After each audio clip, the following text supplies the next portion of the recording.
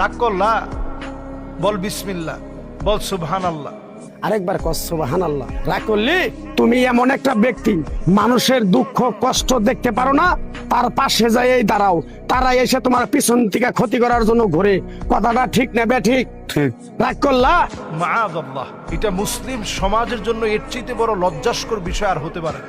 আমরা এখন দেখতে পাচ্ছি যে হয়তো কোনো গণক, সে গণ্ড মূর্খ, তার কোনো জ্ঞান নেই, পাপিষ্ট নরাদম সে, তার এই কথা ভাইরাল হওয়ার পরে এখন কেন আমাদের সবার বলতে হবে রাগ করলা, বল বিসমিল্লাহ, বল সুবহানাল্লাহ।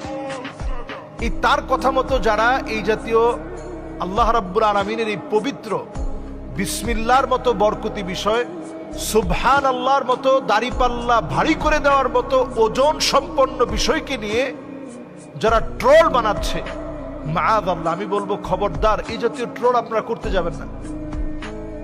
একজন গণকের কাছে স্বাভাবিকভাবেই যদি আপনি যান, গমন করেন, নবী আলাইহিস সালাতু ওয়াস সালাম বলছেন, মান আতা কাহিনান আও আররাফান ফাসাদ্দাকাহু বিমা ইয়াকুল ফাকাদ কাফারা বিমা উনজিলা আলা মুহাম্মদ সাল্লাল্লাহু আলাইহি ওয়াসাল্লাম।